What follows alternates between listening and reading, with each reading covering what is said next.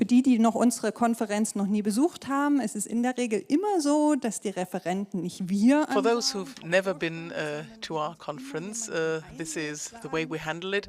It's not us who announce the speakers. We always invite somebody to do it for us. And that's usually individuals affected by charge. And in this instance, it's two young gentlemen who've only just arrived, but we're certain they'll do a pretty good job about it, and they can step forward now.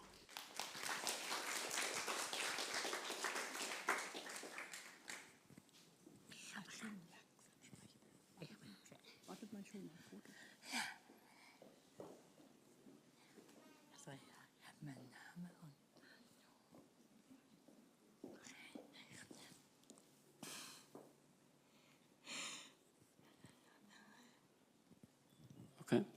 Ja, hi. Ich bin der Christian. Hi, my name's Christian. I'm from Nuremberg. Hallo, ich bin der Jonas. Hello, I am Jonas. Ja, und ich komme aus And Rohrbach, I am from 29. Rohrbach 29. Ich bin 19 Jahre I am alt. 19 years old. Ich bin 20 Jahre I'm alt. 20 years old. Und ich mache in den Altenheim And einen Pastor. I'm currently doing an internship in an old people's home. Und jetzt kommt ein Vortrag von And we'll be hearing now a presentation from David. Okay, das Thema von ihm ist die 6. Yes, and David's topic is the 6 things that we most frequently overlook with charge syndrome. We're looking forward to it. Oh.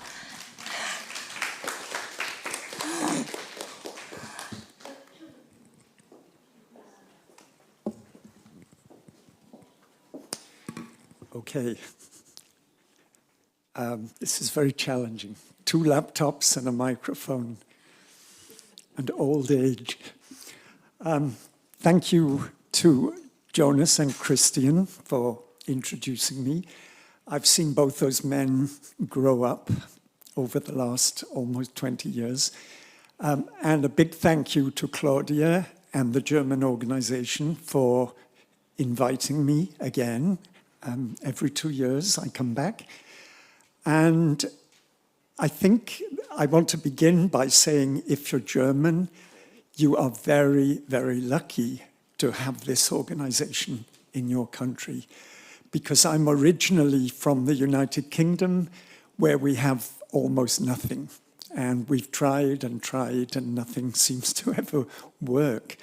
And it's amazing that in Germany, you are able to produce a fully professional international conference every 2 years. And you do it again and again. And it's good to remember that in between, every 2 years, you do a German conference as well. So it's an annual event. And I speak for all of us overseas presenters. We always love coming here. It's beautifully organized, and we always feel very privileged to be included. We're more than happy to put up with Deutsche Bahn, who are a disaster, but we're here anyway. I am a teacher, and I don't think I'm an academic or a researcher, but I've worked with children with charge for 41 years. So I've seen a lot and I've heard a lot. And eventually you start to understand some of the things that you're seeing. I've also worked with some great colleagues, including these people here. And together we are still trying to make sense of this very complicated syndrome and the issues that come up with the children. Sometimes the positive skills they demonstrate, and we think, how do they do that? Because it should not be possible. And then the negative skills they demonstrate, which we see very, very quickly and very obviously. For this presentation, I thought about Facebook. I'm on 6 Facebook pages about charge syndrome, including the German page, where I use Google Translate sometimes. But I'm increasingly able to read German, but not speak it. And certain questions come up again and again and again on Facebook.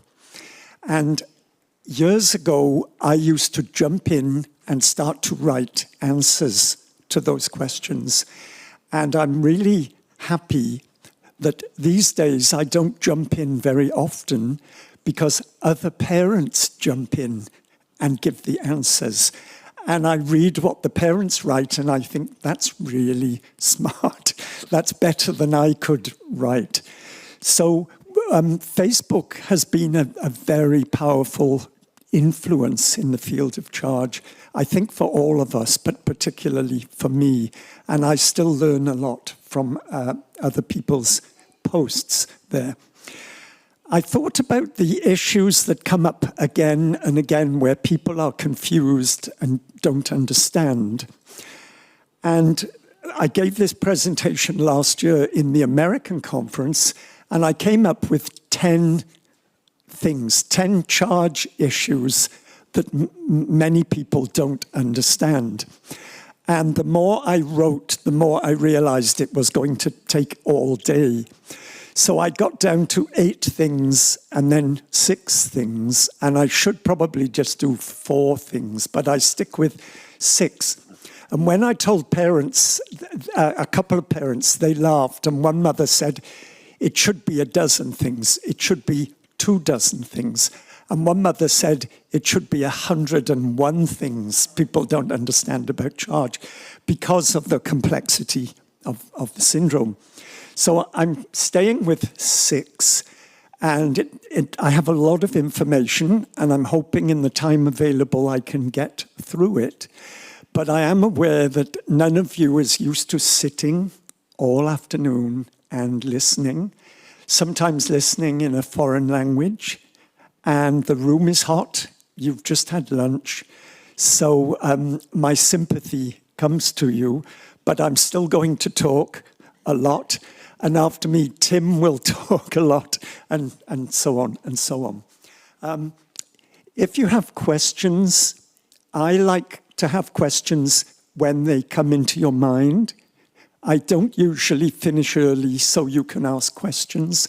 So if you have a question you really want to ask, if you put your hand up, I'll try and notice. And I'll put my headphones on if you speak German, and we'll deal with it. So I'm aware that everyone in the room will know some of these things, but I'm thinking of the people out there who don't understand these things because they can be complicated. Let me see. This is a quote from Kim Blake, who at an American conference a couple of years ago, she was videoed, and I took this, I transcribed it, because it sums up my interest as well as Kim's. And she says, there are so many bits. This is why I love charge. I mean, so many challenges to me as a practitioner that you don't know where to start. I've been so fascinated with charge syndrome because it's a conundrum. You've got to really work the puzzle, work the system, and be forever thinking outside of the box. And if you don't like mystery, if you don't like being a detective, you shouldn't work with children with charge syndrome. You know, you've got to constantly find problems and think about them and talk to other people about them to try and come up with answers. And that is true now like it was true 40 years ago. You know, it hasn't changed, except it's got more complicated. With the children are now more complex because medical science has developed, and children who 40 years ago died at birth or very soon after birth are now surviving. And it's a very different population to the one we started with. And I have some long quotes at the beginning, and I apologize. I'm told this is bad practice when you present, but I will read through them in English. You can read them in German. The quotes are from me. As our understanding of charge has developed over time, the great complexity of the condition has become more apparent with the identification of an ever-growing number of anomalies that need to be taken into consideration. Parents often report describing the child's issues to various professionals, and watching the professionals' faces gradually register disbelief that so many things could be affected in one individual child. Because of this large number of possible anomalies, parenting a child with Charge syndrome invariably requires never-ending priority making. It's all about priorities. Deciding your priorities, evaluating the priorities, revisiting the priorities, adjusting the priorities, and worrying all the time once the life-threatening aspects of the condition have been addressed, that the current priorities might not be the most beneficial. And one of the questions we are asked most often by parents is, are we doing the right things? Are we missing anything? Should we be doing something different? And this comes with the syndrome. So priorities are a key issue that you always have to deal with, whether you're a family member or a professional. And then my other quote is something I wrote a long time ago in 1997. This is the positive, on the positive side. I said, I know of no identified subgroup within the population of people with multisensory impairment who have so many medical problems of such complexity and severity, and with so many hidden or delayed difficulties, and yet no subgroup has shown such a consistent ability to rise triumphantly above these problems. Although these children have many, many difficulties, they always surprise us with their ability to do things that we think would be impossible. They find ways, they experiment, they test, they learn, they remember, and then they can do things. And sometimes that's very positive, and of course sometimes it's a big problem because they learn things we don't want them to learn, but they learn anyway. People familiar with Charge Association often speak about iron willpower, great spirit, and a marked sense of humour being distinctive features of most people with Charge. But as far as I know, this is the first time these aspects of the condition have appeared in the literature, you know, and we all agree that those characteristics are fairly common. So I'll move on to my 6 things. And the first one is deaf blindness. I was very lucky because in 1983, I came into the deaf-blind field in England. I'd been a preschool special education teacher, but in that year I specialized in young children with deaf blindness. And the very first child I met was probably the first child diagnosed in England with Charge. He was 10 months old, and I met him on my second day in the job. So for me, Charge and deaf blindness were always together in my mind. And one of the things I remember working for a lot in the first 10 or 15 years was to get deaf-blind services more involved with Charge and to get Charge more involved with deaf-blind services. And the gap was very significant in the beginning. Now it's right there. And one of my articles that I wrote a long time ago, yeah, time passes so quickly. I said, most people with Charge that I have met satisfy the criteria for being considered as having deaf blindness, even if they have some useful vision and hearing.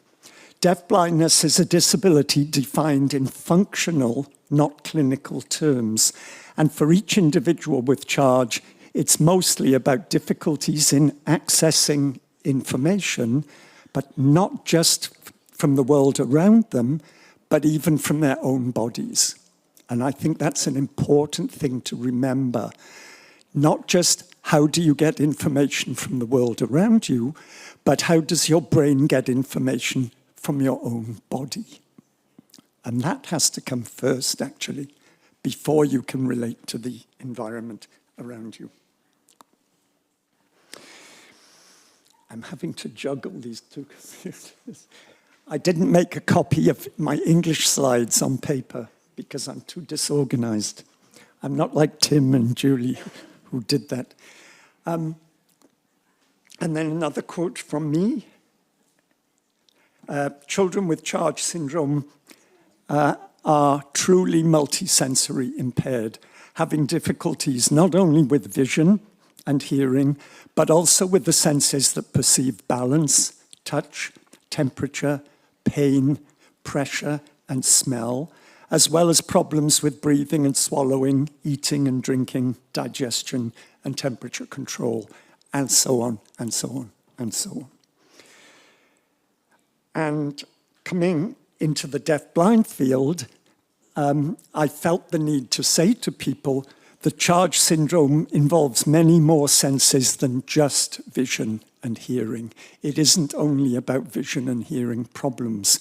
And it's not enough only to consider the tactile sense as a compensatory channel. We have to think about multi-sensory support and multi-sensory input.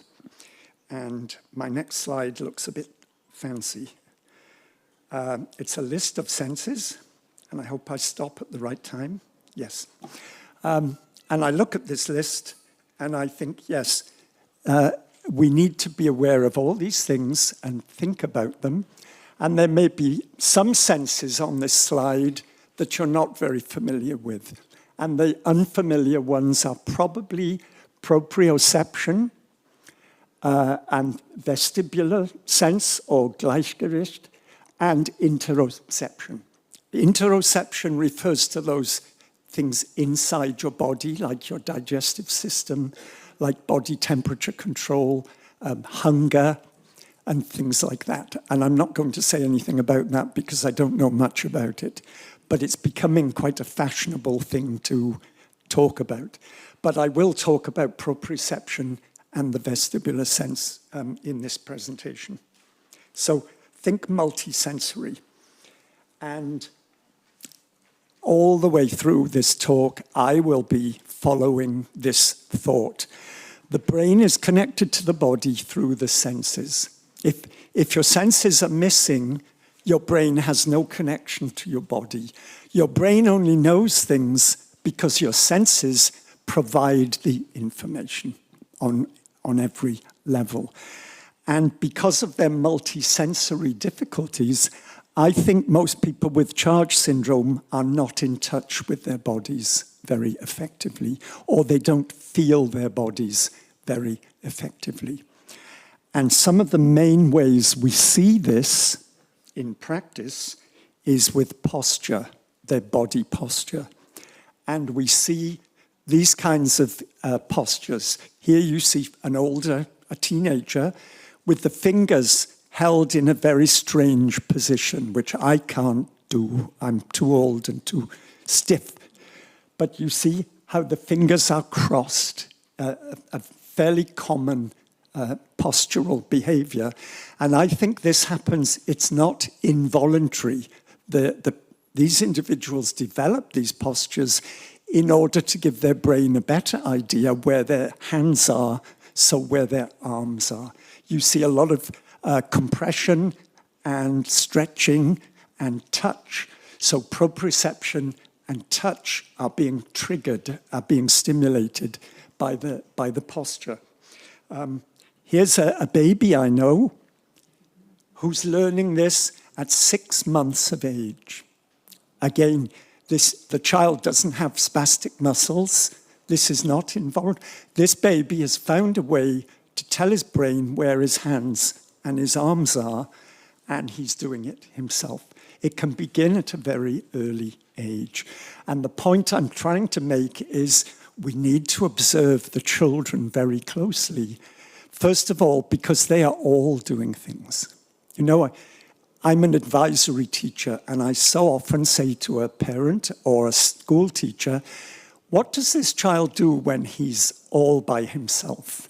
And they often say, oh, he can't do anything. And what they mean is he can't speak, he can't read, he can't write, he can't make dinner. He doesn't do anything I think is worth doing. And as they say he can't do anything, the child is on the floor, crossing his fingers, playing with his breath, making noises with his breath, grinding his teeth, rocking side to side. All these behaviors tell you about that child. What's working, what's not working, what does he like, what does he need? But if you think all those things are stupid or they're unimportant, then you're not ever going to understand that child. You're unlikely to come up with good strategies for teaching because you're ignoring who the child is and what they like and what they need. So close observation. And shortly after the mother sent me this picture, I found this on Facebook. And I'm a complete sucker now for these things. Keep calm and fingers crossed. And I think that's part of what that baby is doing, because if you don't feel your body, you're probably not very calm. You're going to look for ways to give your brain a better idea where your body is, what your body is doing. Is your body safe? Are you going to fall? Will you hurt yourself? And the moment you find a strategy that helps you feel that part of your body, you know everything's okay. Everything is where it should be, and it's not doing anything bad or dangerous, so I can relax. So this is much more appropriate than you might think it is. It's not just fingers. This is somebody waiting to see a doctor, and probably a stressful situation. You see, the child likes to be barefoot, which is fairly common. They tend not to like shoes and socks. Primarily, I think, because the barefoot gives them much more information about where they are and where their feet are. But they also develop this ability. This is something else I can't do. I've tried these things, but I don't need to do them. Well, I'm also old, but I don't need to do this. But if you're waiting, if you're anxious, you've been to the doctor before or the dentist, this can be a very effective way of helping to self-regulate. So although people with charge have problems with self-regulation, if you look at their postures, they find strategies to help them self-regulate. Sometimes it doesn't help them too much, and we still have these explosions. But these are self-regulatory behaviors, if you want to look at them that way. Here's somebody else waiting to see the doctor. And you see, instead of sitting nicely in the chair, instead of crossing his fingers or crossing his feet, he's planking. He's lying across the arms of the chairs. And then a very characteristic charge behavior is this one. One ankle up on the other knee. It's probably the most characteristic, along with the finger crossing. And this boy is doing it in order to sleep. He covers his face. He brings one ankle up on the other knee, and then he puts his hands palm down under his back, so his body is squeezing. His hands are being squeezed into the floor. And all that information tells his brain where everything is, and it's okay. You can relax and you can go to sleep. It's hard for us to understand this need because we don't have that need. In the United States, there is a census every year of deafblind children, and this is an old census, but you can see in this section on syndromes, there are almost 11,000 children in the US, and almost 1,000 of them have charge syndrome.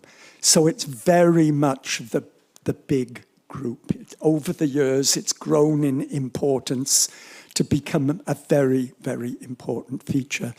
So where 40 years ago I was concerned because deafblind services weren't familiar with charge, now everyone has heard of it. Most people have worked with people with charge. The reason you're here today is because you're working with people with charge, and you're probably a bit confused by them because they are very confusing for us. They're hard to understand. And just when you understand something, it changes and you have to, again, start trying to understand. So that's all I'll say on number one. The second thing I want to talk about is vestibular functioning.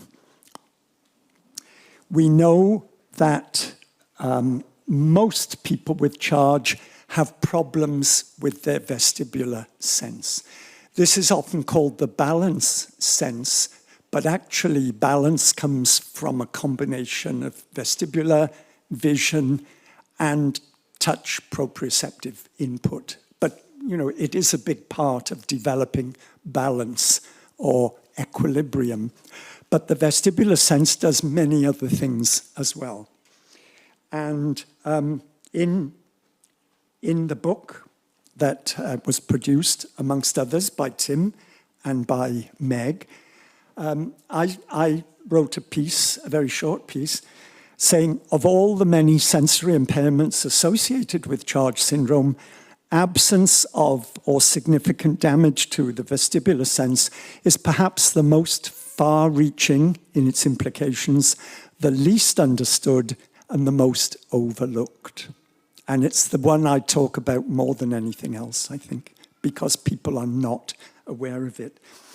I was a special ed teacher for 20 years, and I never heard of the vestibular sense. It was only when I met children with charge, and I worked with a physical therapist, and she told me about the vestibular sense. And I thought, I wish somebody told me this 20 years ago, because it's so important to know. And then later in the article, I said, in the future, it's likely that we will discover close links between significant vestibular impairment and many of the currently unexplained charge behavioral features, such as difficulty with self-regulation of arousal levels, sudden and apparently unpredictable mood changes, poor memory, and executive dysfunction. It relates very directly to all those things. If you're not familiar with the vestibular sense, I don't normally do anything very technical. To me, this is high technology, but this is what you should see in the inner ear on both sides of the head. And at the bottom, you see that curled thing, like a snail shell, which is the cochlea, the organ of hearing, and then everything else is the vestibular apparatus. And you've got two bulbs in blue, the saccule and the utricle. And then you've got, in brown, you've got these curved tubes. And they are the semicircular canals. There are 3 of them. They're in a particular, 2 like this and 1 like that.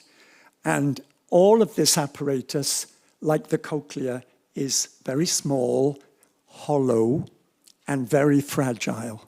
So can easily be damaged by impact or by infection of some kind. Where the cochlea is lined inside with nerve hairs, the vestibular apparatus is full of fluid. And the semicircular canals also have little crystals.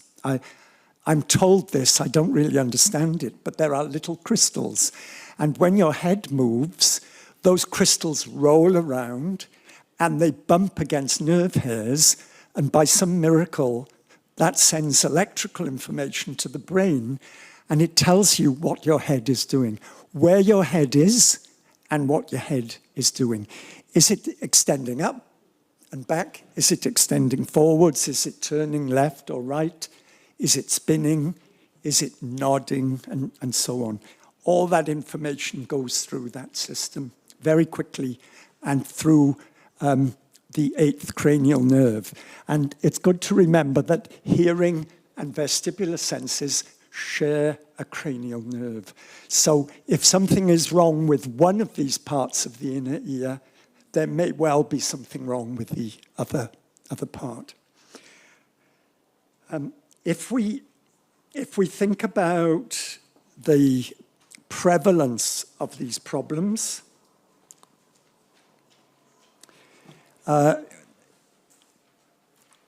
in development, we know that poor vestibular function can impact many aspects of development. It isn't only about balance. It doesn't only make you fall over, if you like. It does many other things. And when you research this sense, it's quite surprising. I remember being amazed when I read how much depends on this sensory system. All your sensory information needs good vestibular functioning because the vestibular system provides the foundation for all your other sensory input. It obviously affects postural security and muscle tone. For these children, the muscle tone tends to be low. They like to lie on the floor and melt into the floor because gravity is a big problem and they have fear of falling. It can affect vision, which I will talk about in a moment. There can be problems with the perception of sound, so it can affect your hearing and your vision. Even if your ears and your eyes are normal, there can be problems with the perception. Difficulty remembering auditory sequencing, so poor speech and language development, even without other charge problems. Poor memory development, many behavioral challenges. How many of you have worked with a child who, when you're crossing the road, they suddenly like to lie down in the middle of the road, you know, and you have a green light just for 30 seconds and suddenly they're lying in the middle of the road. That's just one of the behavioral challenges. Bilateral coordination, you know, the left side and the right side and midline depends on good vestibular functioning. And then by extension, it has an impact on breathing, feeding, digestion, and nutrition. You know, we rely a lot on gravity to help food move through our system. If you spend all your time flat on your back, you are going to be more prone to constipation, for example, without gravity. Sociability. I've worked with babies with charge who hate to be picked up. Imagine that, a baby who dislikes being lifted, who dislikes being carried, who dislikes you holding them and moving them because it's so terrifying for them. And to lift them in an acceptable way, you probably need to almost wrap them, contain them, hold them very tight so they can feel there's some kind of control and safety. Fatigue. Trying to function with a vestibular sense that isn't working is very exhausting. And then self-regulation. When you read about self-regulation, the main sense that contributes to a good sense of self-regulation is the vestibular system. And it's no accident that in our deaf-blind population, the group with the worst self-regulation is the group with charge syndrome. The group with the most vestibular dysfunction is the group with charge syndrome. The two things absolutely go together. So I'll come back to that, but I want to move on and talk about vision.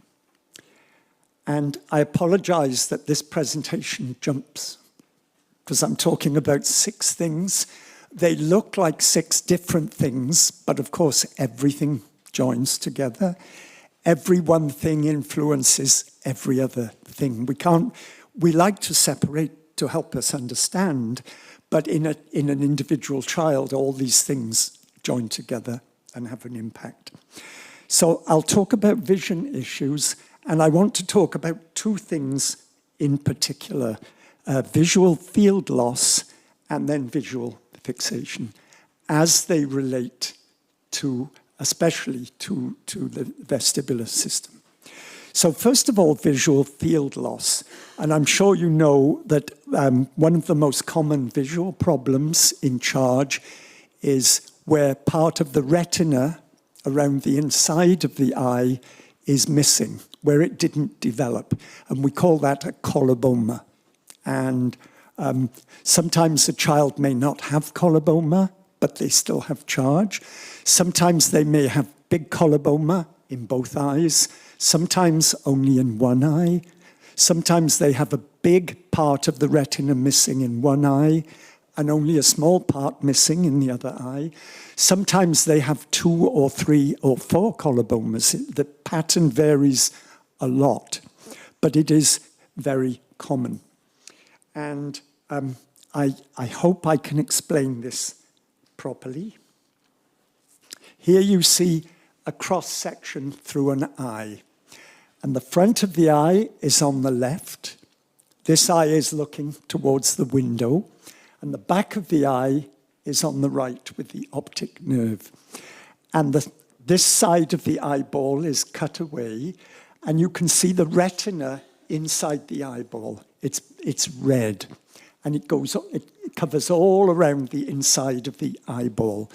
And it's like a layer of light-sensitive cells that is attached all to the inside of the eyeball. You can see that the macula over the optic nerve, which is the area of fine vision, this is the part of the retina you use when you're reading, or if anybody still threads a needle. I don't know if people still do that now. Usually we just throw things away. My mother taught me to mend socks, because that was important. But now I can't thread a needle unless I have a special little device to do it. But when you thread a needle, you are using the macula in your eye for that fine detail. But you will see the red area does not extend all the way. At the bottom of the eyeball is a white area, and that gives an idea of a coloboma. The eye, in the fetus, the eye develops from the top and down. And when it gets to the bottom of the eyeball, it zips together and you have an eyeball. And we know some people with charge have a very small eye. Sometimes they don't have an eye. I've worked with 2 children who didn't have eyes because that development stopped very, very early in the fetal development.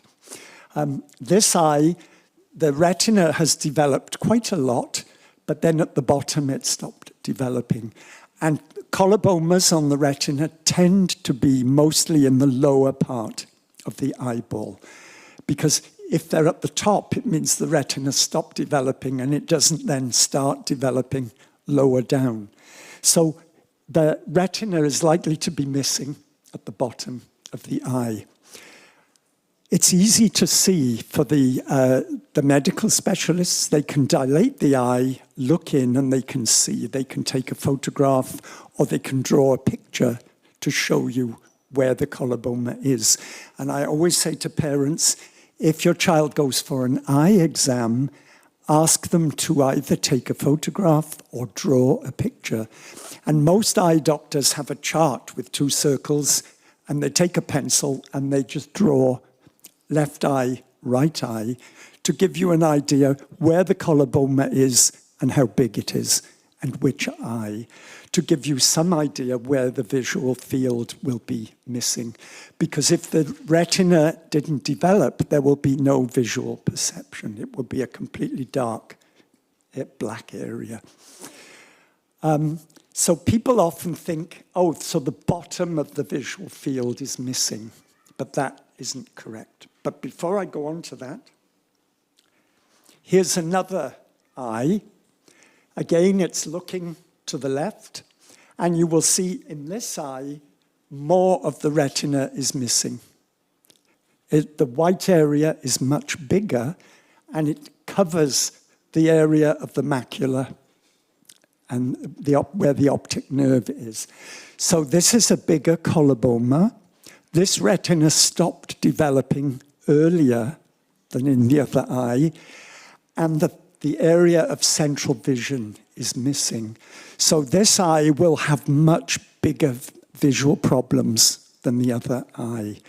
And this eye will not see much more, and may well not ever be able to read fine print.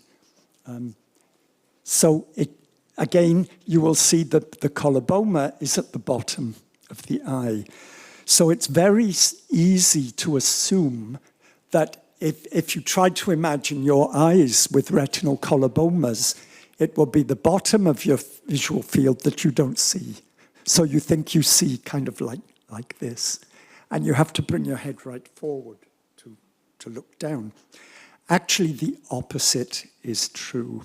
And this, again, I don't understand this. I find it very mysterious, but I know it's true.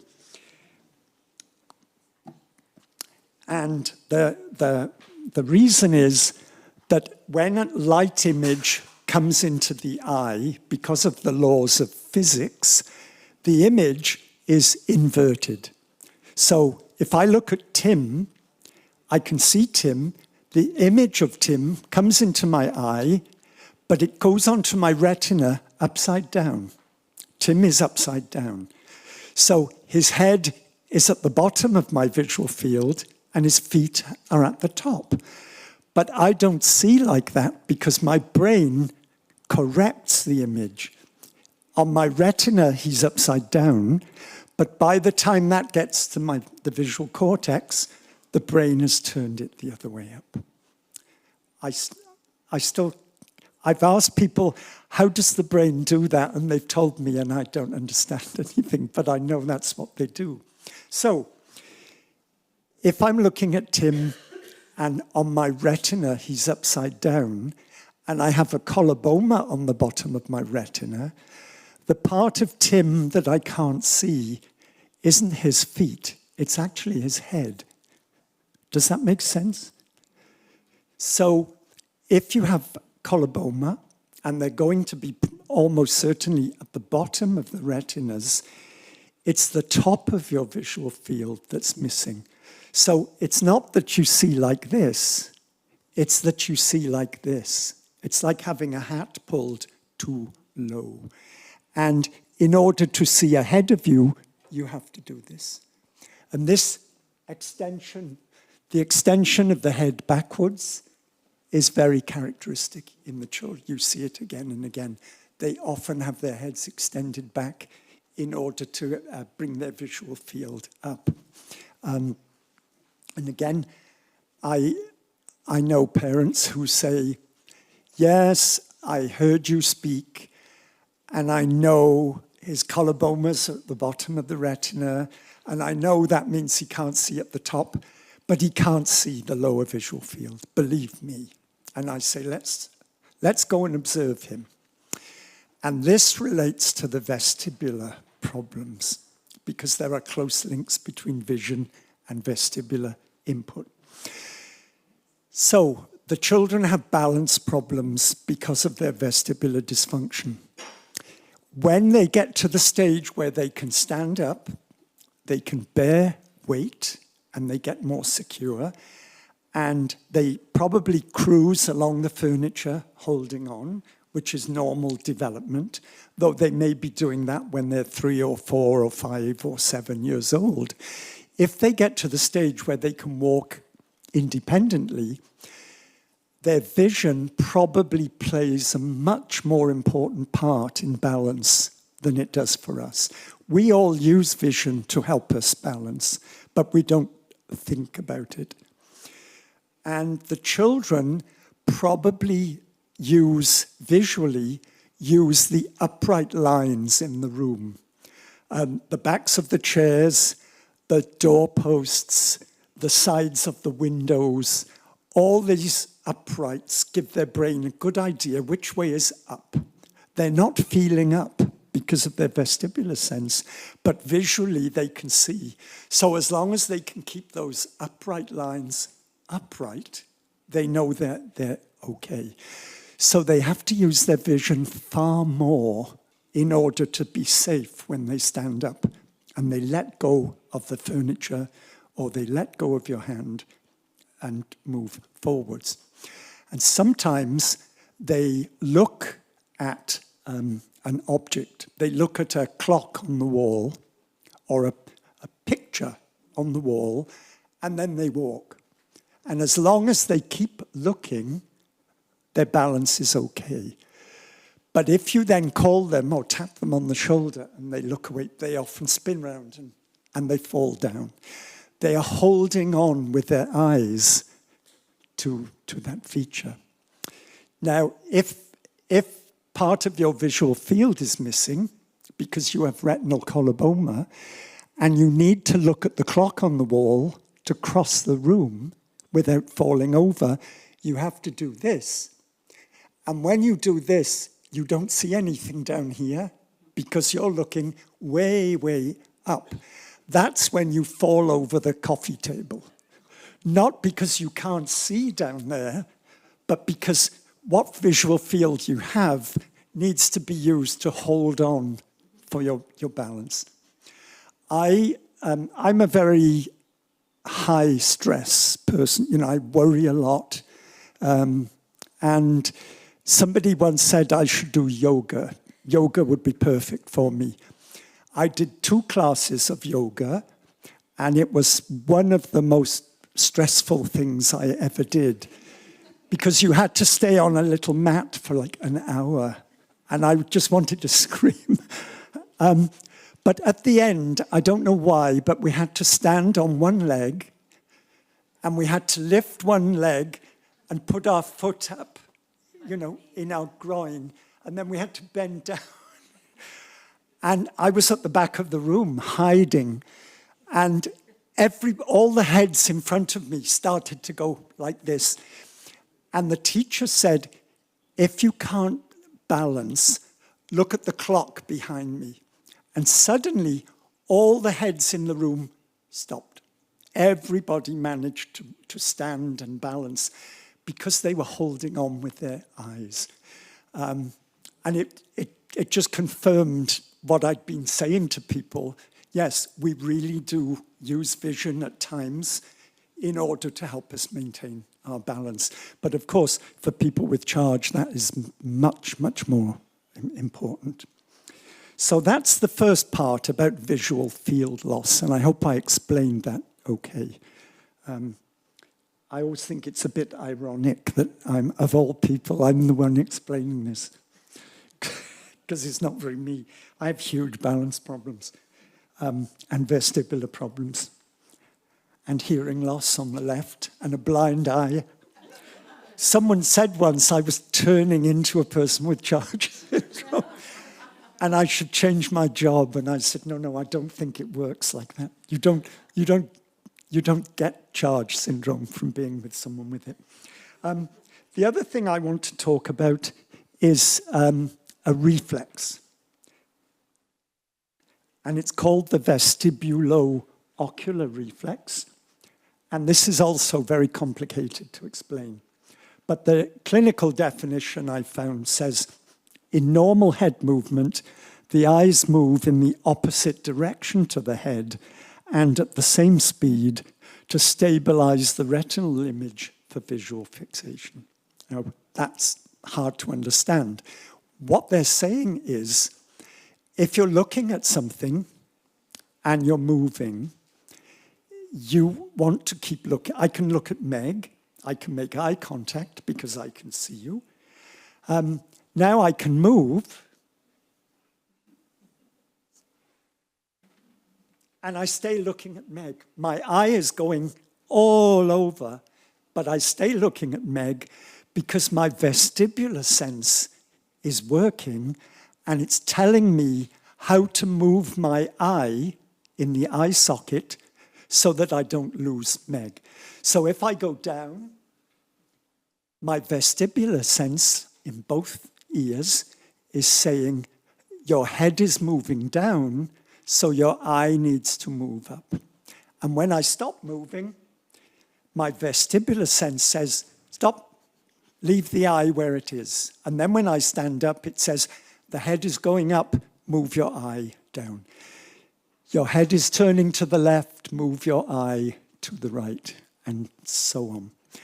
This happens very quickly, and it is a reflex, and we don't know that we're doing it because we don't need to know. And it enables us to keep our visual fixation even when our eyes are being moved around. And I do know people who find that challenging, like reading a book on a train or a bus, or if you're on a plane and there's turbulence suddenly, they can't use fine vision anymore because it creates nausea. But the reflex is there, but it's a reflex triggered by the vestibular sense, not by the visual sense. The eyes can't stay looking, my eye can't stay looking at Meg if my vestibular sense doesn't tell me that my eye is being moved around. That's important. So, I'm going to skip some slides here. I've got all these complicated slides that I don't understand. And here's a bit of an example. Just to back what I said, in normal head rotation, the eyes move in the opposite direction to the head to stabilize the visual image on the retina. So if the head's turning to the left, the eyes have to turn to the right.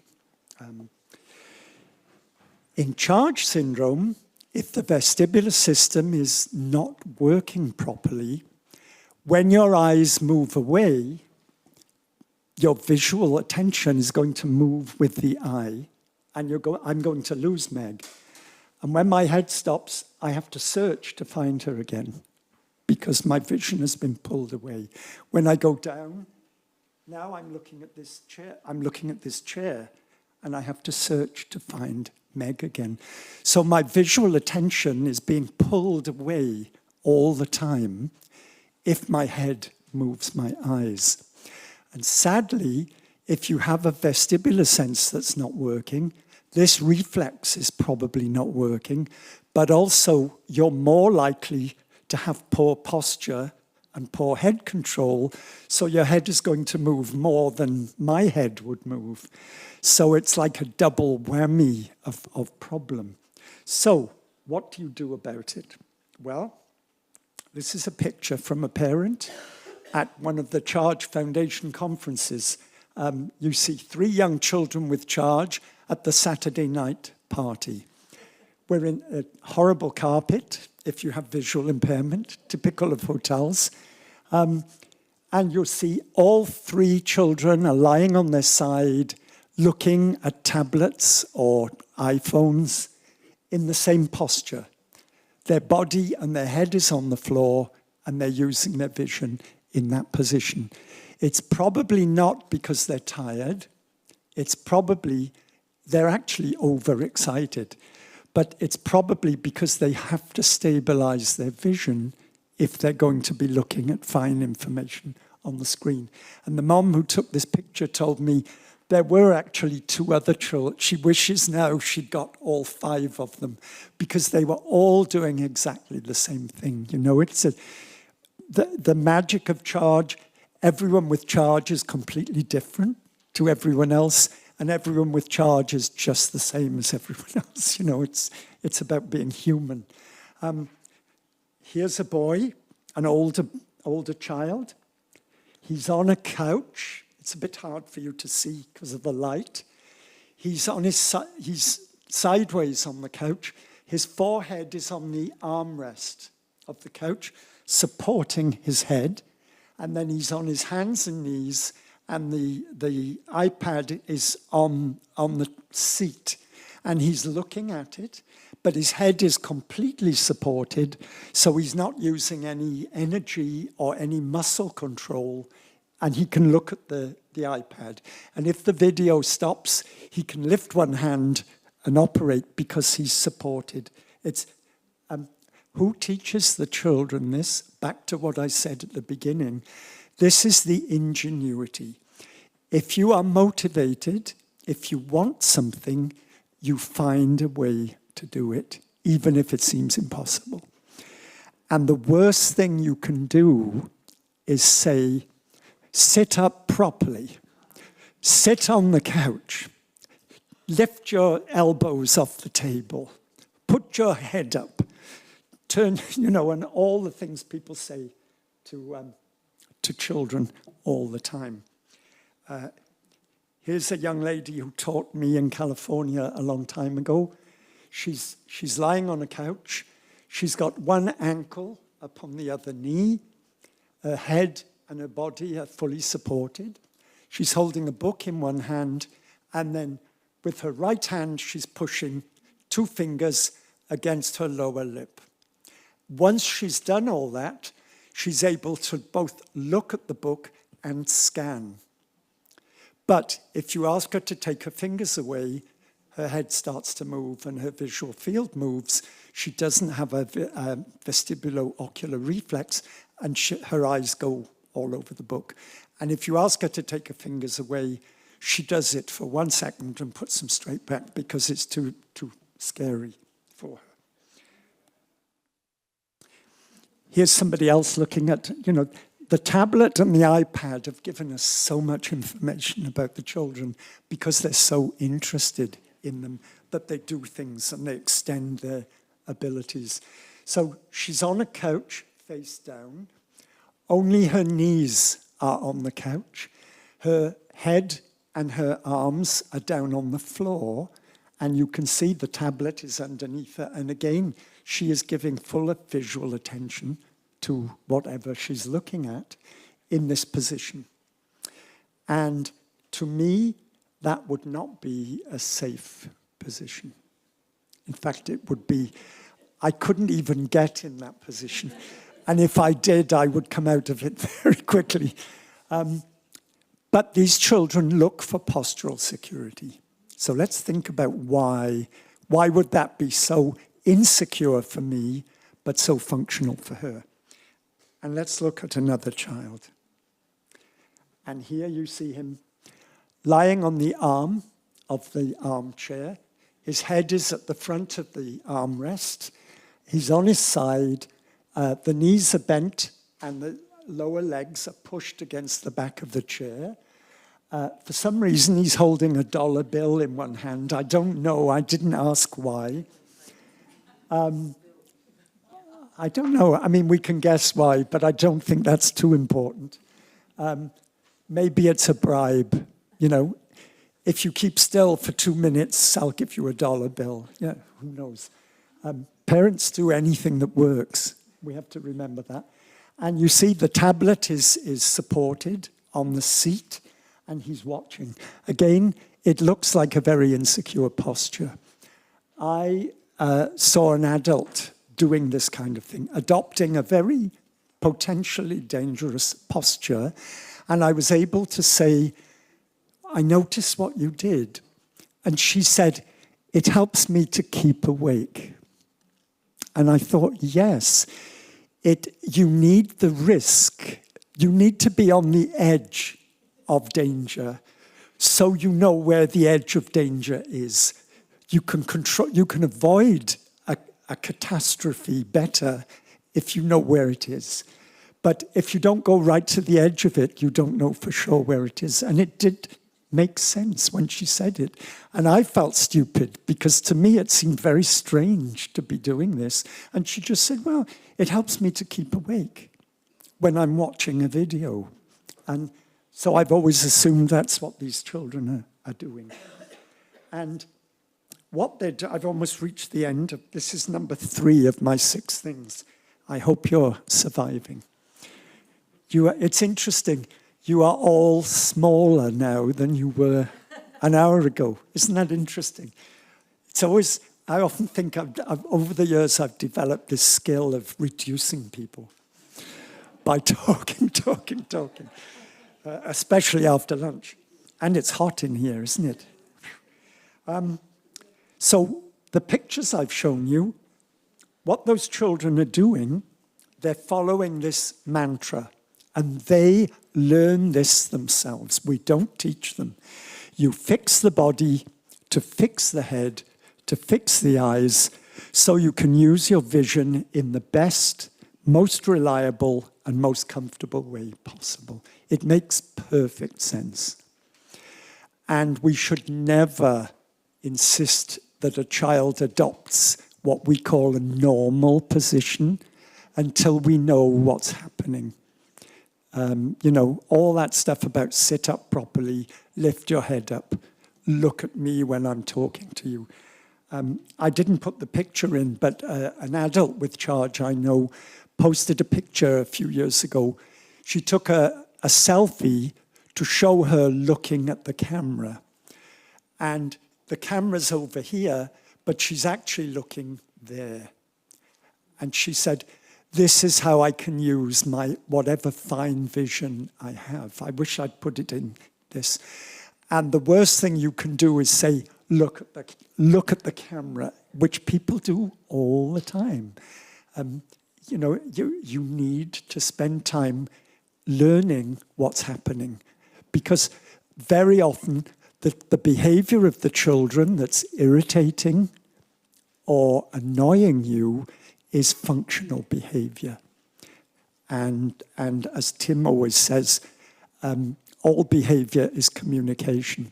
If you watch what the children, look at those photographs, they're not trying to tell us anything, but if we're interested, they are telling us things. They're doing things for their own functional purpose, but it's telling us really important things about who they are and what's working for them. So, number 4, I'm back to balance and walking. This is a common issue for obvious reasons. Developing good balance and walking independently tends to be delayed for most people with charge. We understand why, but it is a big problem for many reasons. I mean, one reason is it's very stigmatizing. You know, if a child is 4 years old and doesn't have a diagnosis of orthopedic disability, they don't have a diagnosis of cerebral palsy, it looks as if they're not walking because of some other problem, and people often think that problem is a cognitive problem, where it, in almost every case, isn't. There are other far more important reasons why the children are delayed in standing and walking. And then, of course, another problem is carrying the child. If the child can't walk, there are going to be many, many situations where they have to be lifted and carried. And how many parents of children with charge don't have back problems? How many special education teachers don't have back problems? I'm pleased because I was a special ed teacher for over 10 years before I became a full professional with a lower back problem from being in schools and lifting kids. So it is important, but we have to remember the complications involved. There is a writer in San Francisco. She's not a disability specialist. Her name is Rebecca Solnit. One of her books is about walking, a history of walking. Wonderful book. And she says this in the introduction. Human walking is a unique activity during which the body, step by step, teeters on the edge of catastrophe. It's a wonderful expression. Again, we think walking is so easy, but actually you are taking a big risk. Every time you lift one leg and you swing yourself forward, that foot has to reach the floor safely. But we're already swinging forwards and we forget what a risk it is. And she says, children begin to walk to trace desires no one will fulfill for them. It's about motivation again. And one of my favorite quotes, I've got 3 favorite quotes, and this is one of them. This is from the physical therapist at Perkins School for the Blind many years ago. She said, for children with charge syndrome, gravity sucks. That's a very American expression, which means it's a big pain, it's a big problem. But also, of course, gravity sucks. Gravity pulls you down. Gravity is the big enemy and the big challenge. And we know that walking is a big problem. And if we think about why Is it a big problem? There are many, many reasons why it might be delayed. It isn't only about the vestibular issues. So we know that sometimes there are bone malformations. Sometimes they're very significant. Sometimes children have an arm or a leg removed, an amputation, because the malformation is so severe, and then they receive a prosthetic limb when they're a little older. So there may be bone malformations. The joints may be very loose and too flexible, too elastic. And we think that I need a doctor here, the ligaments that bind the joints may be substandard, that the tissue might not be full quality, which is why the joints are so flexible. And because of their balance problems, the children often adopt very low muscle tone. They just want to melt. And if you've got low muscle tone, that contributes to your joints being too flexible. Visual impairment. We know that children with significant visual impairment tend to develop postural control and walk later than others because of the role vision plays in developing balance. There are other sensory issues, especially proprioceptive and vestibular issues. There are breathing problems, and being upright and walking can make big demands on your breathing, and the children often either hold their breath or they start to breathe faster, both of which are going to be a problem within a couple of seconds. There may be cerebral palsy. I've wondered for years how many children with charge might have a touch of cerebral palsy. I've seen one child with severe cerebral palsy, which I only one in my whole career, but I wonder about it. Then there's stress or depression or fear of falling. All of that whole emotional side can be very big. Sometimes the children are on medications which make them drowsy or which actually relax their muscles. They may be more distractible, so that walking demands their full attention, and when they're walking they can't look or listen or do anything else, or they have to use their vision to keep them upright, and they have to shut everything else out. But if they are by nature very distractible, that's going to be difficult for them. People around the child might have low expectations and they might be overprotected. Sometimes the family doesn't want them to walk because they fall and hit their head.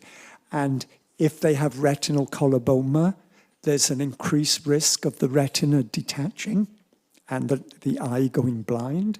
So sometimes it's easier for people if the child doesn't walk, so they don't fall. And the children themselves find many faster, safer ways of moving their body. And as I've already said, how do we develop balance? Well, the vestibular system is important, but also the vision system and touch and proprioception are important. All three of them are important. And my most favorite quote of all comes from Jean Ayres, who was an occupational therapist who died a long time ago. But she said this was, discovering this was very important for me younger when I was beginning in deafblindness. After air to breathe, postural security is our next most urgent priority. This is very, very important, and it overrides everything else except breathing. If your postural security is challenged, if you're not safe, if you're going to fall, you don't listen, you don't look, you don't do fine hand manipulation, you don't pay attention to the teacher who's teaching the lesson. You have to protect yourself. And we can't control that. We have to do it. It's, again, a reflex.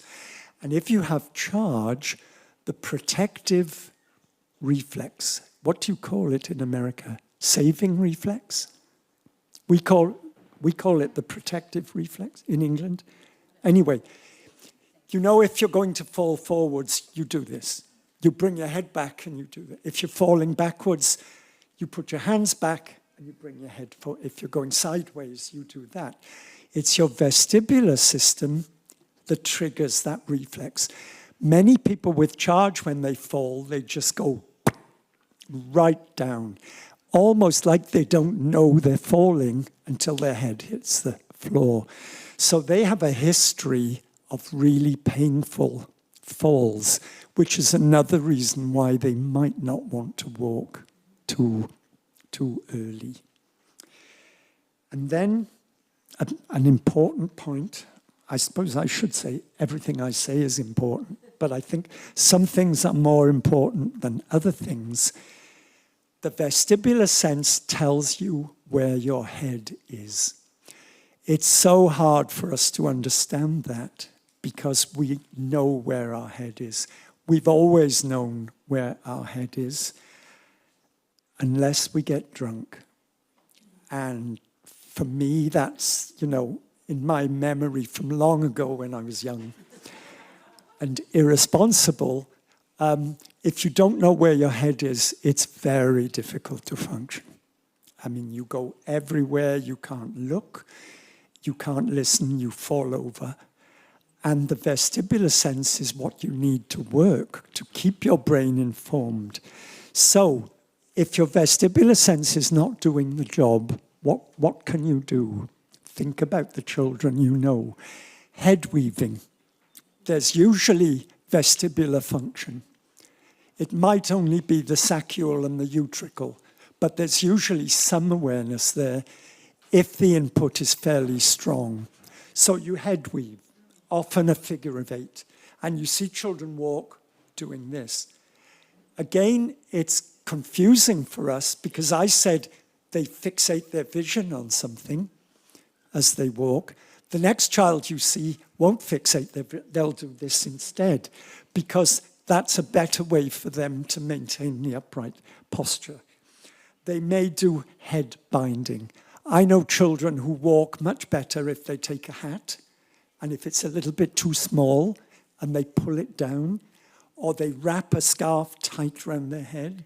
I've seen young children take a sweatband, like you wear when you play tennis, for an adult. They stretch it and stretch it till they can put it over their head. And they like it on all day because it gives them a much better idea where their head is. They might put a plastic bucket over their head, to give that extra weight and extra pressure to help them know where the head is. Holding the head or tapping the head like against a wall. Pressing the head or standing on the head. You've already seen one child standing on her head. And then a whole group of oral behaviors, which I think are very misunderstood. Clenching the jaw very hard, grinding the teeth, or biting or chewing or sucking on something. All those behaviors give the brain a much better idea where the head is. If you clench your teeth, if I put you on a tightrope and asked you to balance, the first thing you would do probably is you'd say no. And then if you did it, you would do this, but you would look at something, fix your gaze, and clench your teeth. And you would not want to talk. You wouldn't want to turn around and look at me because you're using vision and the pressure in your jaw and your arms extended to try and maintain your posture. People often, with kids with charge, they call it oral stimulation. And children often suck on their fingers or use their fingers. But often, if you look, instead of the fingers being this way with the nails upright, they reverse the fingers and they push on the upper palate. And it's really a pressure proprioceptive input rather than a purely oral stimulation. And I think all those behaviors, I've seen children who have a chewy to help them calm. They wear it around their neck. And when they walk, they bite. The first thing they do is bite on it, and then they walk. Maybe they go side to side. Maybe their feet are wide apart, but they can do it. If you ask them to take that out of their mouth, and if they cooperate, their posture and their gait deteriorates dramatically. They bend the knees more, they sway more, and instead of lifting the feet, they slide the feet along the floor. And very quickly, they put that thing back in their mouth, and then they stand more erect, their feet come more together. You know, it really, the two things are really related. The one time that Anne got me to the Netherlands, I met this young man. I already knew him. I met them here in Oberwesel at a conference, and there he was in the classroom. A very, very, very high level of sensory needs. I mean, seeking stimulation a lot.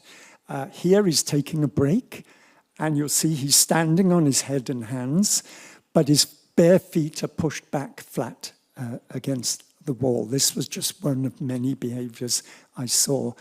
And I think what he's doing, a therapist would call it reorganizing his sensory systems, getting himself in a better place because he's been doing a lesson, and this is him relaxing.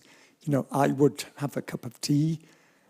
If I was home, I would probably have a malt whiskey or something for purely medical reasons. And he's doing it this way.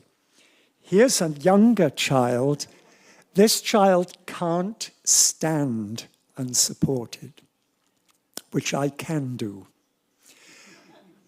But instead, she's in a bear crawl position. She's got the top of her head and both feet, the toes, on the floor.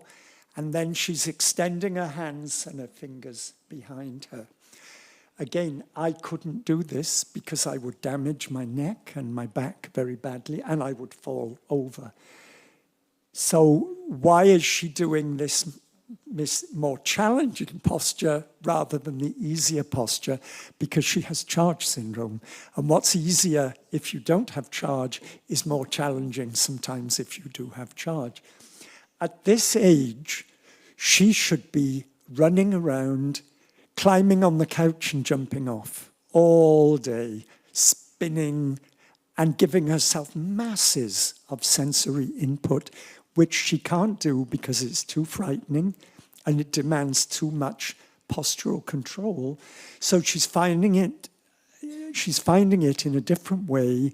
And in this position, if she falls over, she won't hurt her head because her head is already on the floor.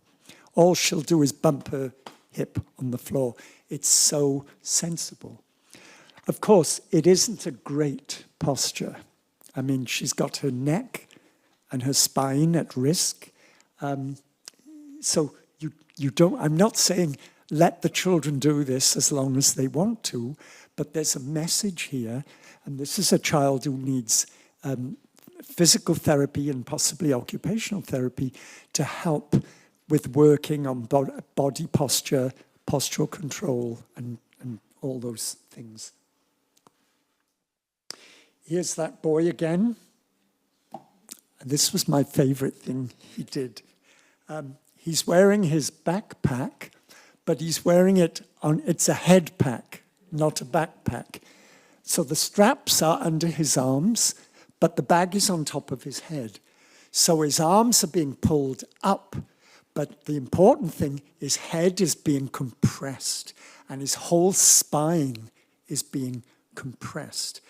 And again, this facilitates postural control for walking. More secure posture and a more normal gait if it's on the top of his head. Here's a boy, I think this is an English boy, if I remember rightly. He's got a collection of plastic buckets. He's put them all inside each other, and then he puts them on his head because he wants to use fine vision. You know, this is functional behavior. It's not crazy. It's not weird. Tim loves to show, you'll probably do it this afternoon. He shows a child doing something strange, and he has a quote that people say, that's weird. It must be autism. And, you know, isn't that what people jump on straight? You know, oh, this must be autism. And you think, no, you couldn't be more wrong because you don't understand. You don't know the syndrome. You don't know the child.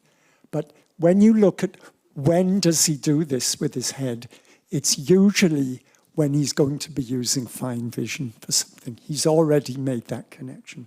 If anything, it's a sign of intelligence, great intelligence. And it's an adaptive, functional behavior, not a weird behavior. We're weird. And this is a boy, I think, in Norway who we met, who's in a wheelchair. You can probably see one ankle is up on the other knee, classic charge. He goes around the room laughing, and he collects cushions. And again, I couldn't do this. I could do one cushion, maybe. I couldn't balance two. He's got 1, 2, 3, 4. And then he lets go, and very slowly he pushes his wheelchair, and he laughs and laughs and laughs. And then they all fall off, and his mother picks them up, puts them back on the couch, and he goes over and he starts again. And he's doing it as a social game, but he's also exercising a very impressive skill. You know, we're talking about self-image and self-esteem. He can do it, so he does it. And who knows, one day he might make a connection that he can use his vision. But he hadn't made that connection when we met him. Do you remember when we met them, Tim, in Norway? He was good fun. And then this is an advertising picture because I couldn't get, I put an appeal on Facebook and said, anyone got a picture of their child biting on something to improve their vision, and nobody sent me anything. I got lots of pictures, but none of them was anyone biting. This is a commercially produced neckerchief for children to bite. You know how children pull their shirt up and bite on them? And you can buy these. And you can also now buy all these kind of jewelry. It's made of soft silicone, and you can bite on it. And it's often used to help children calm. But it may also help to improve their posture if they, well, even if they don't have charge, but especially if they have charge. Early mobility, the children roll sometimes. More common, I think, is sidewinding, like some snakes do that. Do rattlesnakes sidewind? I've never met one, but I've seen video of snakes sidewinding. More common is back scooting, where you look, you see, I want to go and see Julie, so I have to turn around, lie on my back, point my head at Julie, and then I push with my feet, and when my head hits something, that will be Julie. And I can then roll over and look at you and whatever. Probably take saliva and put it on your feet or something to say, hello, Julie. So the back scoot is one of the most common forms of early mobility. And again, it's very safe. You can't fall, you can't hurt your head, but you do get a bald patch, you know, and it's a giveaway, the bald patch. And before the parents say she scoots on her back, you think, yeah, I know that. I can see it. She's too young to be bald, so it must be. Bottom shuffling, or bum shuffling, we say in England, where you sit on your butt and you scoot on your butt around the room. The 5-point crawl, 2 hands, 2 knees, and the top of the head. And those children have a scar or a bald patch here instead of here. Some children have both because they use one or the other. And sometimes the children crawl regularly. And I always assume that means they have quite a lot of good vestibular function, but I don't know. But that's, you know, instinctively, that's what I think. Walking, we've had quite a lot of success with walkers, where the children have a walker. Sometimes with hiking poles can be quite helpful, and I've seen those used very effectively. The children have that rolling gait where they go side decide. They often use very flat feet with the knees bent. They may tap their feet on the floor. Sometimes they will, before they step, they will tap the foot 3 or 4 times and then take a step. They're just making sure, where is my foot? Where is the floor? And is it safe?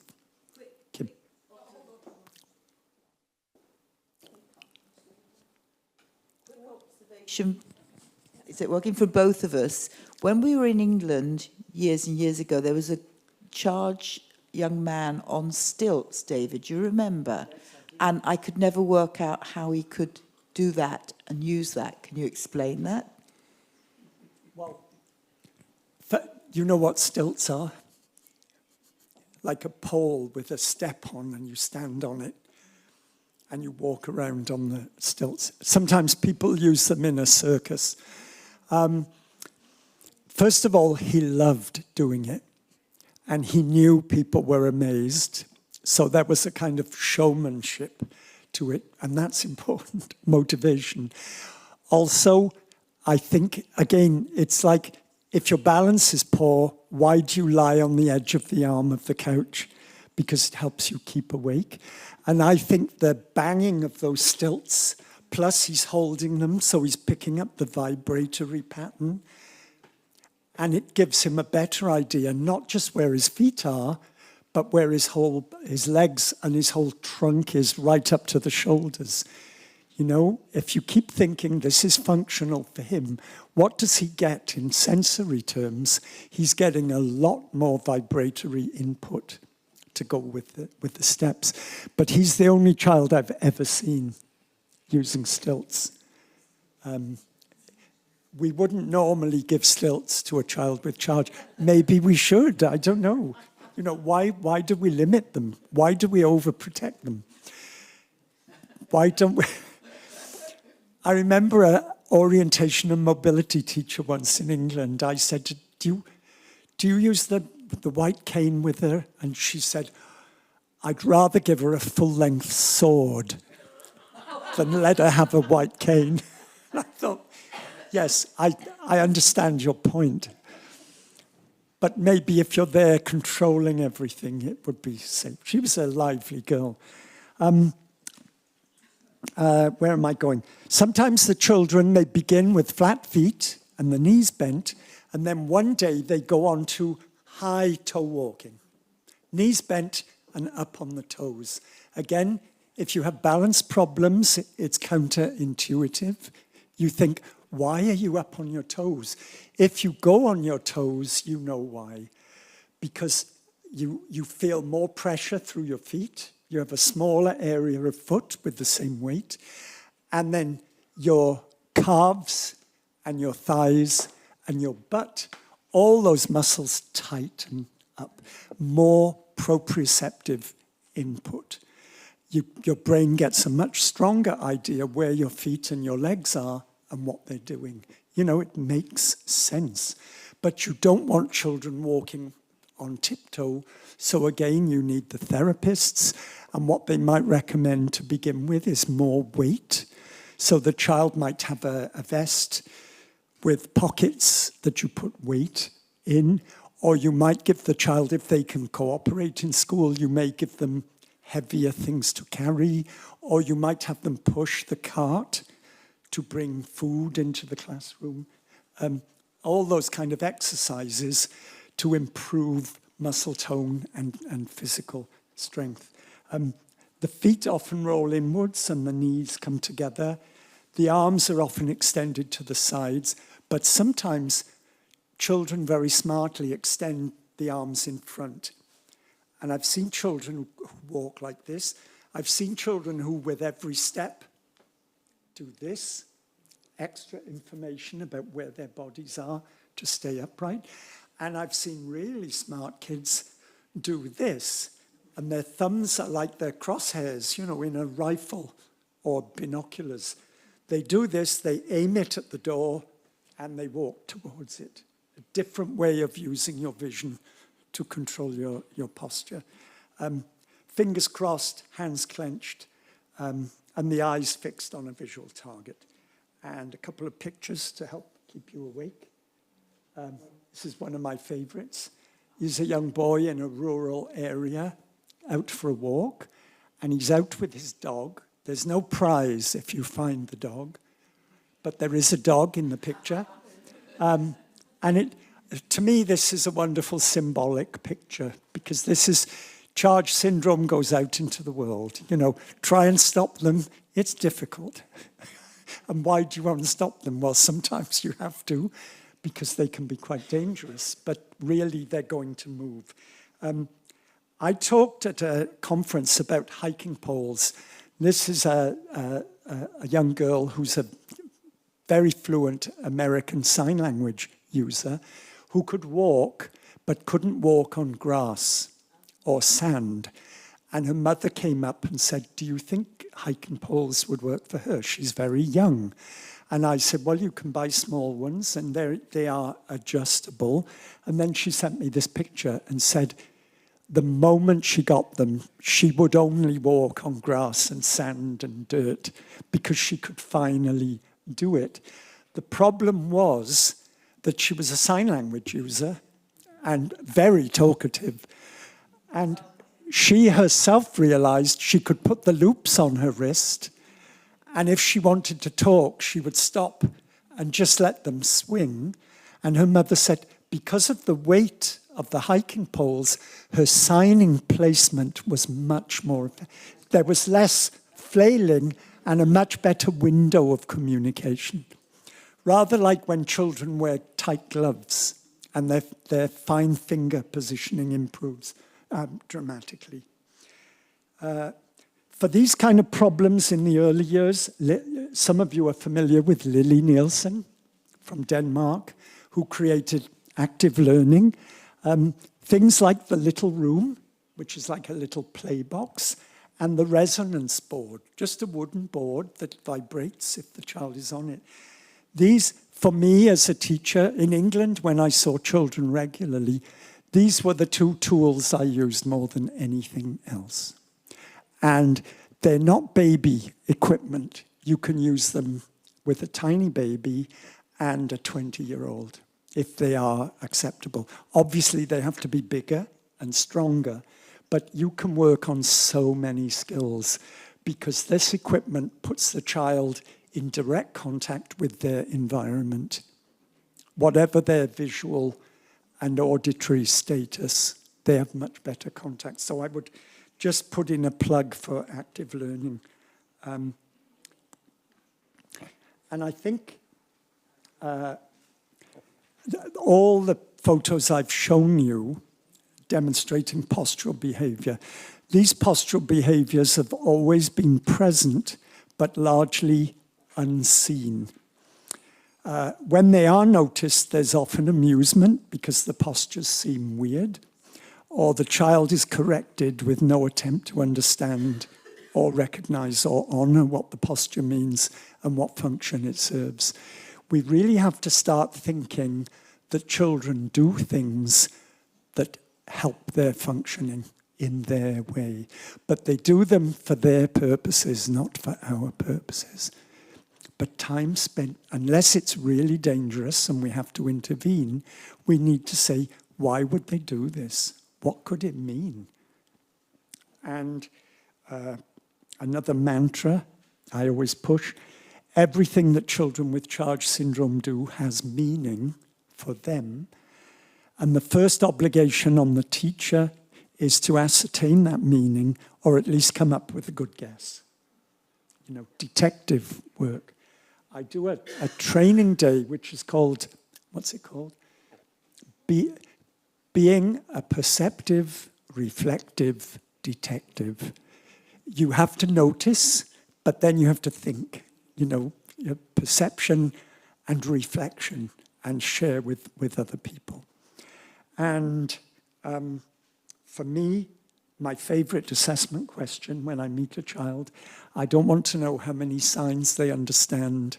I don't want to know how many wooden blocks they can stack. I want to know that one day. But in the beginning, I want to know what they do, all by themselves when they're on their own, because that's where everything begins. Most people focus on the child's disabilities, but close attention to their abilities and the things they do can reveal more about the difficulties they face and the strategies they use. So that one of the most important early assessment questions is what do you do? And then what can you do is a teacher question. That's where you want to get your baseline. You want to see how far their skills go, where do they stop? So that's where you teach. But before you do that, you should just get to know the child. Who are you? What do you like? What do you need? What do you get for yourself? What have you discovered about the world? What have you discovered about your own body? Because we undervalue the students all the time. We constantly, without thinking it, we assume that they don't know anything, they can't do anything, or they just do crazy stuff. And we have to give them sensible stuff, and it isn't necessarily like that. I got 2 more things to talk about. I hope that's okay.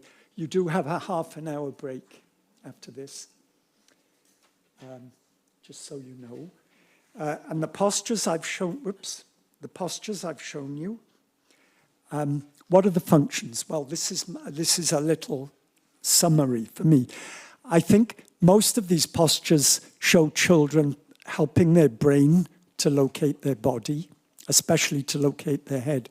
It's very strange for us to think about you have to do something to help your brain contact your head. Because it's in your head, we assume the contact is there. And of course, for us, most of the time, it is. But if we get drunk, or if we get very tired, or if we get very dizzy, that connection isn't so good and we have problems. And we have to do something like sit down or lie down or have a drink of water or whatever we do. An incident, I mentioned dizzy. We can't simulate vestibular dysfunction. People often think it's being dizzy. You know, if you spin, you get dizzy. That isn't vestibular dysfunction like people with charge have. Being dizzy means your vestibular sense is overstimulated.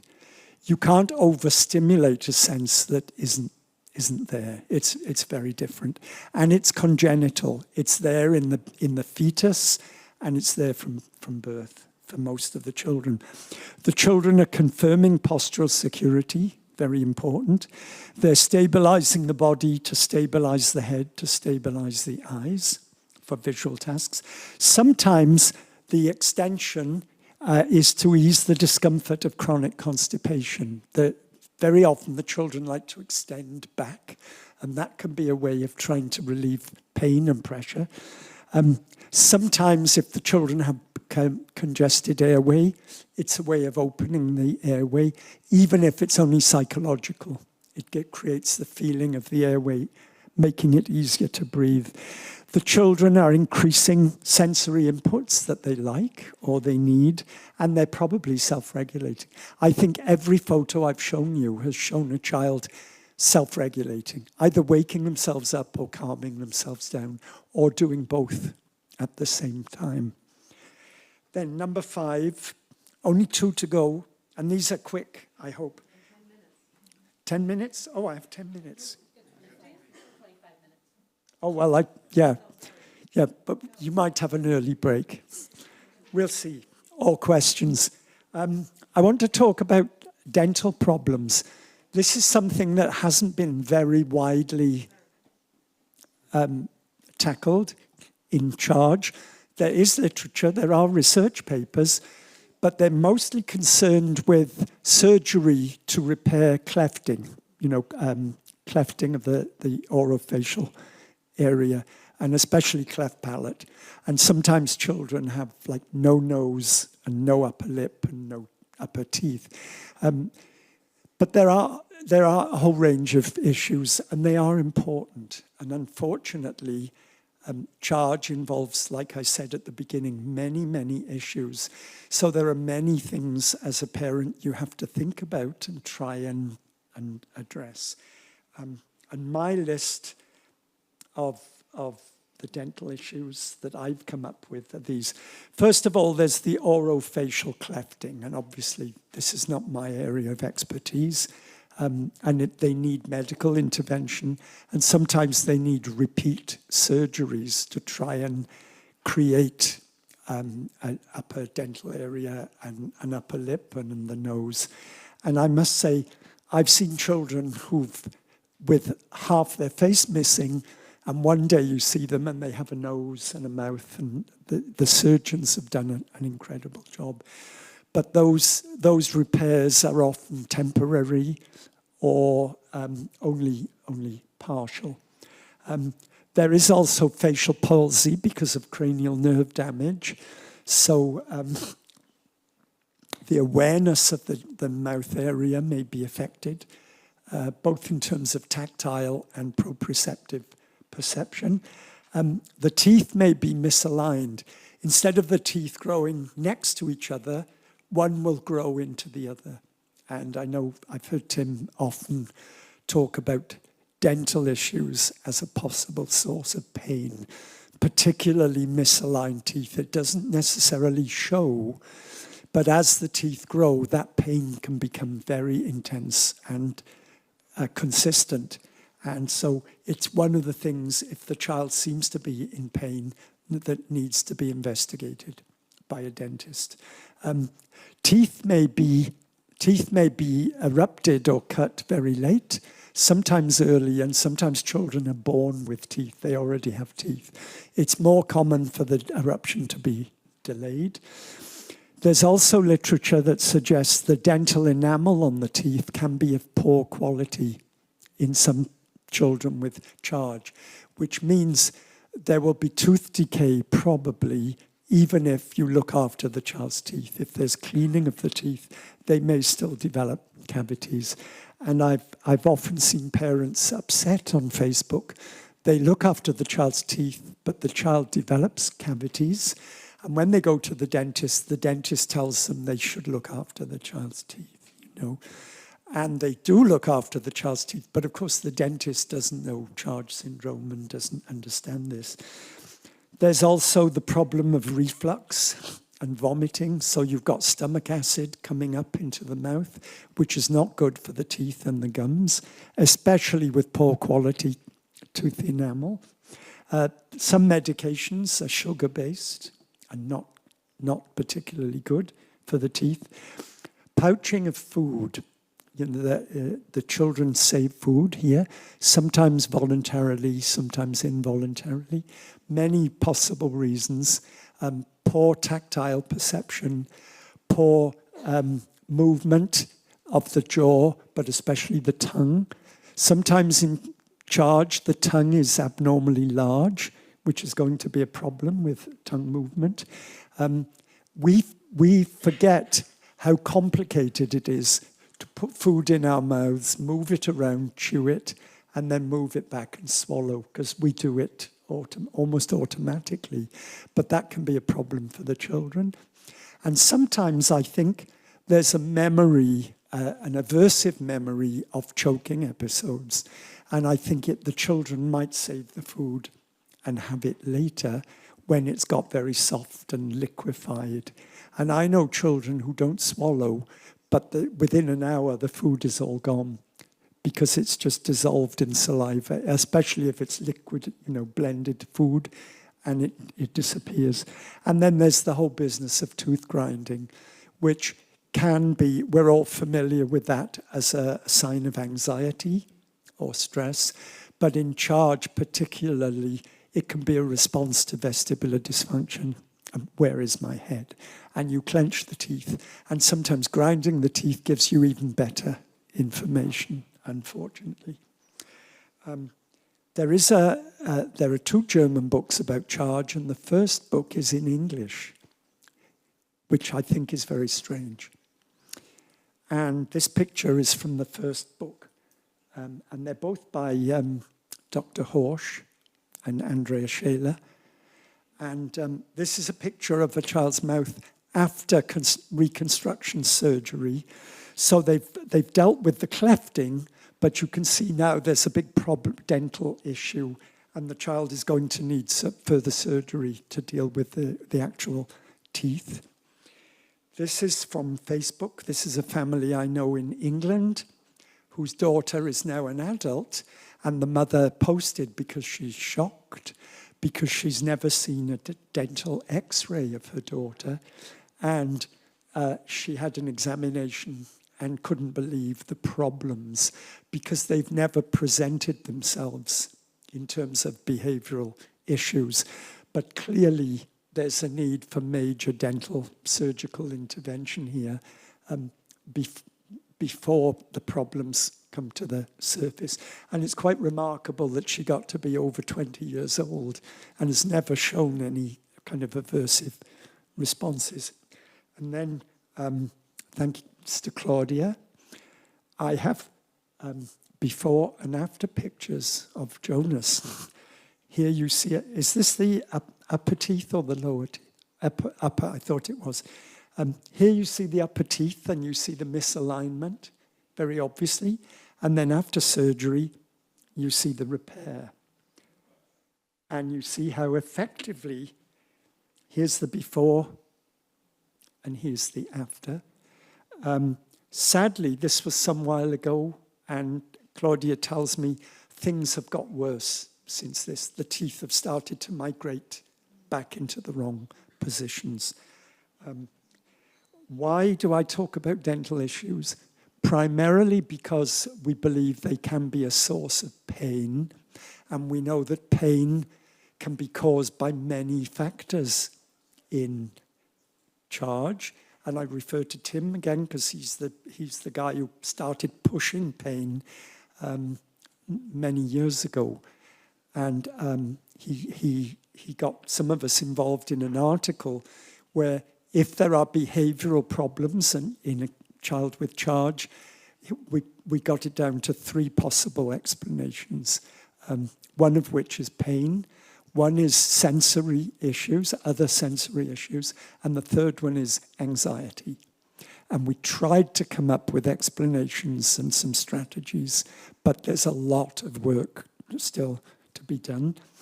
The other thing is that, you know, the mouth can be a portal. It can be a gateway for infection, for all kinds of infection.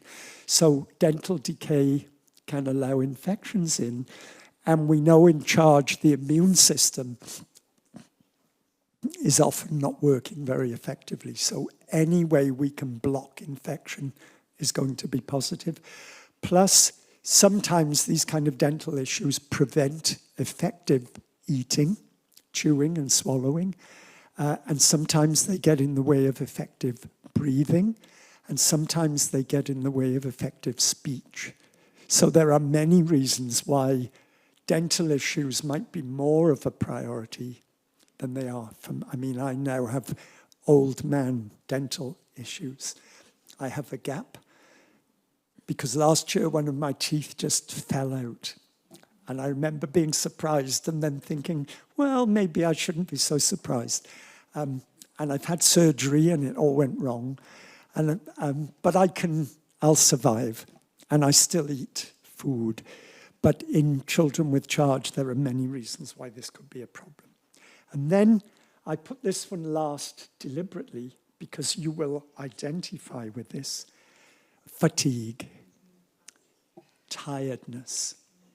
And I wrote an article a few years ago, and the title is a quote from a physical therapist. Why are children with charge syndrome so lazy? And it was the third physical therapist who said this to me, and I thought, I have to write an article about this. And I wrote the article, and the point of my article is they're not lazy. They're actually hard-working people. Then I went to a conference in Australia, and Madeline's son came over to me and argued with me because I wrote an article saying he was lazy.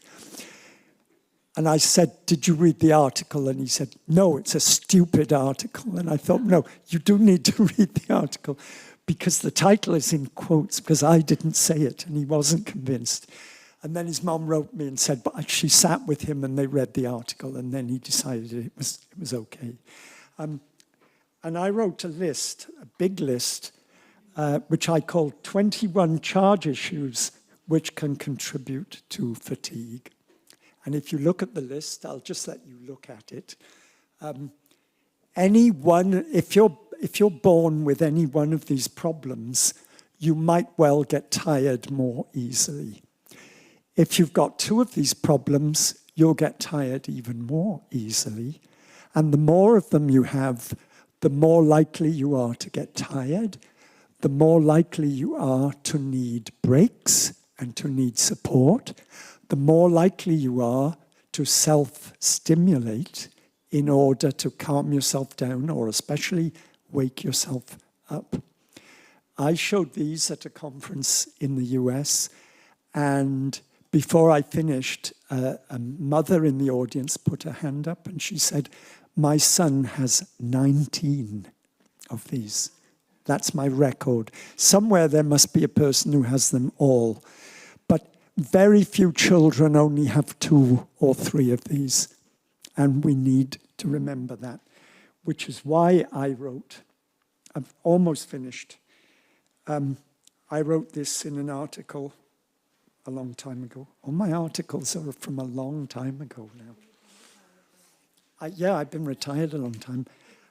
I said, a good and effective educational program, while being very positive and having high expectations, should always take account of the fact that everything a child with charge syndrome does is likely to take more thought, more attention, more concentration, more energy, and more time for them than it does for us. It's so easy to forget and to just keep going. And then something Tim and I talk about a lot. How do children with charge syndrome fool people? They do something and we think, oh, she can do that now, no problem. We don't realize that to do that, she has to concentrate really hard. She has to see or hear or balance, or her stomach has to feel good. And then the next time she can't do it, we think, what's wrong with her? You know, this is weird. I know she can do this. She must be difficult, or she's being lazy. She's trying to avoid working. You know, I'm told this all the time. I have to say, sometimes people with charge can be lazy because they're human beings. We can all be lazy. Sometimes people with charge can be difficult. Sometimes they can fake problems to avoid working. But generally speaking, I don't think they do. I think many of them don't have the social awareness to do that kind of thing, especially at younger ages. And I think we need to all the time credit them with working hard to do the things they're doing.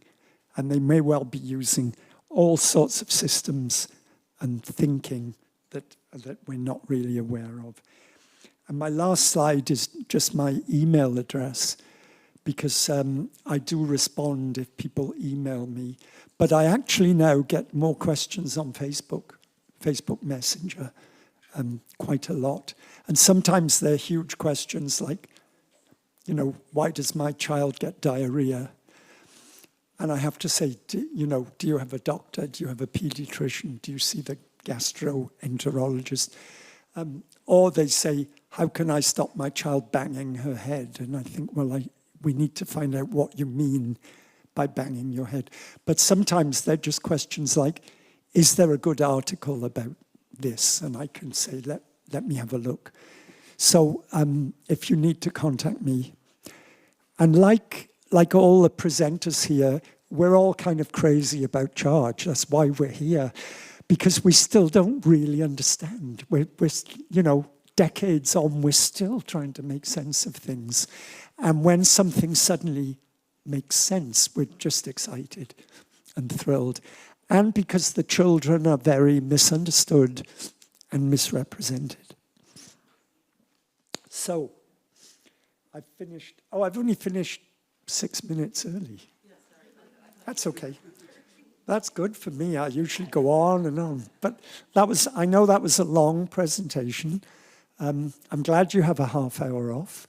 And I am here till Sunday afternoon. So if you want to talk, and I'm here tonight.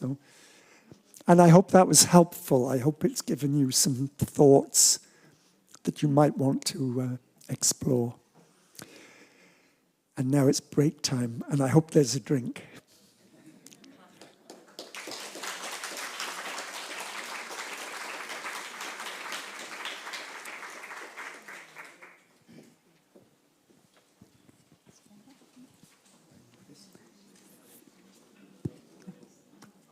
Vielen Dank, David. Thank you very much, David. We would now indeed break for coffee for 30 minutes. 16 Uhr. And continue at 4:15, 4:15, with Tim's presentation. There's coffee and cake outside, or should be. I haven't checked. And then see you back here at about 4:15. Thank you.